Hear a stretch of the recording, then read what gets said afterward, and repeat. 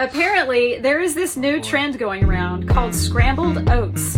Well, I had to get on the bandwagon, and I can't wait to show you this. This can be a cereal, or you can top it like granola on all your favorite breakfasts. Let me show you how it's done. My whole mission is to help people cook just a little bit healthier.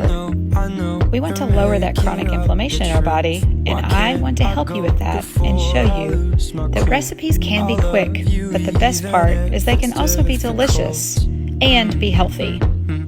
This recipe is no exception.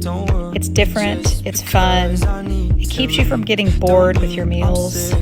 You can get the full recipe in the caption. I want to inspire you. Make something new. Try some gluten-free recipes. Leave the dairy out of some of your recipes. I promise you, your body will thank you. Take a little bit of time, make a few meals a week, and learn ways to lower the chronic inflammation in your body.